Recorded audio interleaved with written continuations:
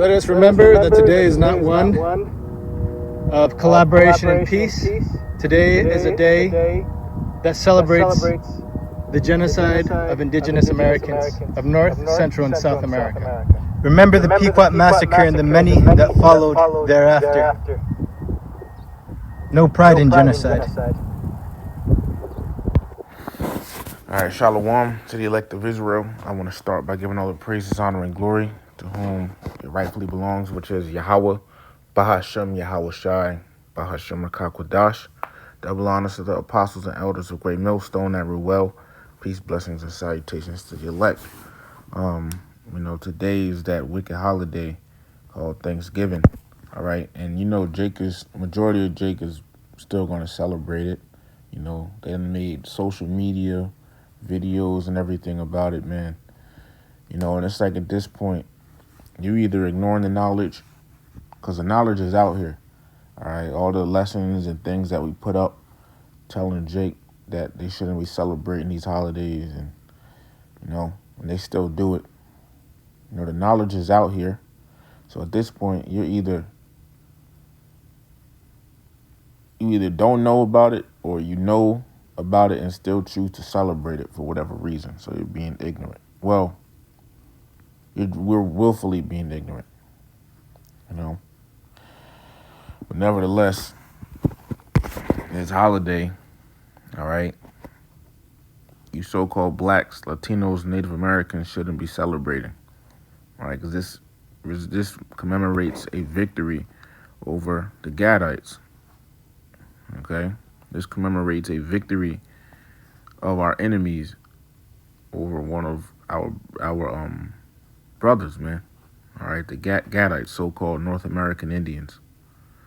Okay, now I want to get the first scripture real quick. It's Proverbs 1:22. It says, "How long, ye simple ones, will ye love simplicity, and the scorners delight in their scorning, and fools hate knowledge?"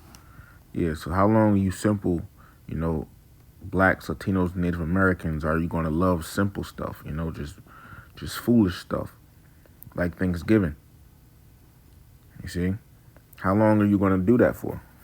How long are you just going to be involved in all this stuff, all right, and not the truth, and hate knowledge? Do not they say in the world, knowledge is power? Now, how much more the wisdom, knowledge, and understanding of the truth, all right? But nevertheless, let me go to this. This is AI overview about this holiday, because today is, that wicked holiday.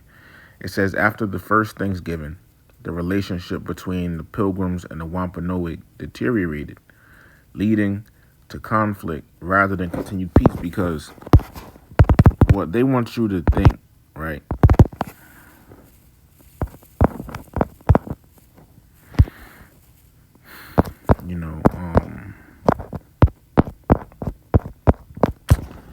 Let me just see. Just type in the first Thanksgiving.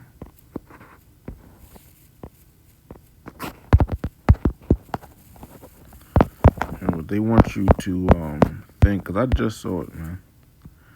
All right. Here they want you to have this image in mind. It's not loading, but whatever. It says, as the name implies, the holiday generally revolves around giving thanks, and the centerpiece of most celebrations is a Thanksgiving dinner with family and friends. Thanksgiving dinner, all right.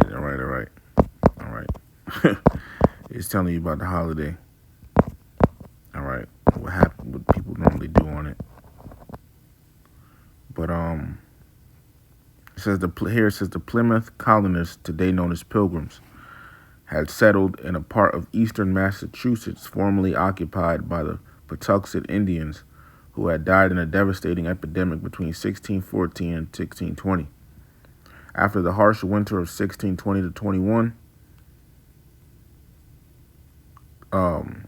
killed out half of the Plymouth colonists, two native intermediaries, Samoset and Tisquantum, more commonly known by the diminutive variant Squanto, and the last living member of the Patuxent came in at the request of Massasoit, leader of the Wampanoag to negotiate a peace treaty and establish trade relations with the colonists, as both men had some knowledge of English from previous interactions with Europeans through both trade and a period of enslavement. Okay? And we know how things like that turn out with Esau. This is the book of Psalms, chapter 55, starting at verse 20. He hath put forth his hands against such as be at peace with him. He hath broken his covenant, and that's what Esau has done with our people. You know, they tried to make peace with him, but he broke his covenant, right? It says, let me just see if I can jump down to the point of what they want you to think. Let me just try to type it in because there's a lot of reading here.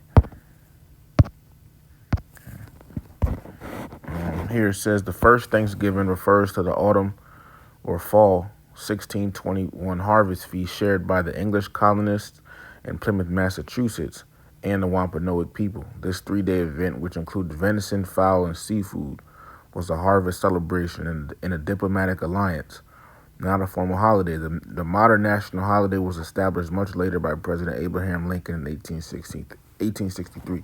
All right, so that's what they want you to think, you know, that it was a nice holiday and everyone just the Native Americans just sat down and everybody was, you know, just eating together and peaceful. But what about after that? So here it says, after the first Thanksgiving, the relationship between the Pilgrims and the Wampanoag deteriorated, meaning it got worse, leading to conflict rather than continued peace. Tensions escalated over the next few decades, culminating in King Philip's War of 1675, a devastating conflict that resulted in the deaths, enslavement, and displacement of most native people in the region and the loss of their political independence. You know, do you think Gad really likes his holiday? You know, they're probably, you know, in grief right now, right? While everyone else celebrating. It says the alliance and peace following in 1621. Well, it just says short-lived peace, right? Consequences for Native Americans. The war devastated native populations in New England, leading to the deaths, enslavement, or displacement of most Wampanoag people, right? It says loss of land and sovereignty. The war marked the end of the Wampanoag's ability to challenge the colonists, and they were quickly stripped of their land and political power, becoming strangers in their own land, right? It says, while the initial event was a harvest feast, the idea of Thanksgiving as a national holiday evolved over time, heavily influenced by the Pilgrims and their version of the story, not the Wampanoag perspective. So this holiday comes from the perspective of the Pilgrims, okay?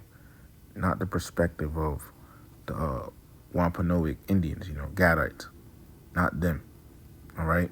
And as you saw those Gadites said in the video, this holiday commemorates, because it makes you think about everything that went on in that era, okay? It's not just taken down of the North American Indians, but the Central and South American Indians, as we know, are Israelites. Okay, commemorates their defeat, man. All right. So first, you know, by that, but you know, regarding the so-called Native North American Indians, right? Because the thing, you know, you got the term people normally call them Native American, but it's North, Central, and South America are referred to as the Americas. So when you say a Native American, in truth, you're talking, you know, it's like you're talking about all the, you know, native peoples of the Americas, of North, Central, and South America. You know, so it's more precise when you say North American Indian, all right, because they were the ones over here in North America, all right? But by this taken down, we know who Gad is, okay? This is the book of Genesis 49:19. Gad, a troop shall overcome him, but he shall overcome at the last. And that troop was the U.S. Cavalry. They took down the so-called Native American Indians, okay? And, you know, Gad has never gotten his land back since, man, okay? But all the wrongs are going to be made right, though, eventually.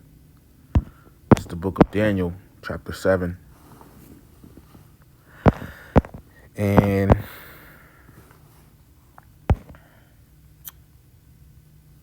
starting at verse 20. It says, "And of the 10 horns that were in his head, and of the other which came up," which this other is talking about America. Okay? It says, "And before whom 3 fell," right? Because the 3 are talking about the Spanish, the French, and the British. Because in the making of America, right, and the establishing of it, you had the American War, the American British War. I believe they call it American Revolutionary War, or the American Spanish War, and the French American War. Okay, let me just see. Type that in real quick. French American War. French and Indian War says the French and Indian War was a conflict in North America between Great Britain and France, along with their respective Native American allies. Spanish American War, right? 1898. And then British American War, War of 1812. You know, you had these going on, right? So here, this verse 20, this is talking about America. It says, "Even of that horn that had eyes and a mouth that spake very great things, whose look was more stout than his fellows." Whose look was more stout than his fellows, because America looks down on its European allies. Okay? Now, look, so being that it's talking about America, look, verse 21. "I beheld, and the same horn made war with the saints, and prevailed against them." Now, who are the saints? It's the book of Psalms, chapter 148 and verse 14. It says, "He also exalted the horn of his people, the praise of all his saints, even of the children of Israel, a people near unto him. Praise ye Yahweh Bahashim Yahweh Shai." Okay, so the saints are the Israelites. So let's read that again. Daniel chapter 7 and verse 21. "I beheld in the same horn America," and we know who or what people were establishing America. Esau, right? "And the same horn made war with the saints," with the Israelites, "and prevailed against them." Okay, because, and what is this talking about? This is talking about when Esau came to the western side of the world and started colonizing, started taking over land forcefully, started murdering, raping, and robbing the Israelites. Okay, he was taking down the so-called Latin tribes, all right, and the Native American tribes, okay, and also bringing the so-called dark tribes over here in slavery, my cargo slave ships, and enslaving them. You see, that was prophecy for that to happen. All right. And they also have this idea of manifest destiny. It says manifest destiny was a 19th century belief that the United States was divinely destined to expand across the North American continent, justifying westward expansion. So they believed that it was destined by the Most High for them to conquer and expand westward in America. Which, I mean, they're not totally wrong because it's prophecy. All right? But this holiday, commemorates that time. And that's nothing good for you Israelites, man. That was not a good time for you Israelites. So why in the hell are you celebrating it? All right. This is the book of Revelation, chapter 13,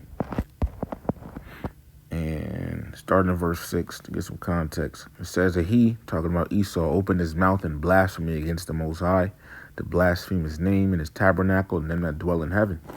And we know that this it's talking about Esau because he made the world think the Most High, his son, the angels, and the Israelites are all white people, right? Verse 7, and it was given unto him to make war with the saints, as we just read, and to overcome them. So he was supposed to overcome us. See, it says, and power was given him over all kindreds and tongues and nations. So this devil was ultimately supposed to have complete domination of the world for a period of time, right? And that involved taking us Israelites down. Okay, that involved taking us down. And I mean, it's like you just tell that we're all the same people because look, even during the time of slavery and Back in that era, and the Native American tribes still where they were at on the land, right? You had Jake running down to Native American tribes for help, all right? Intermingling among them, right?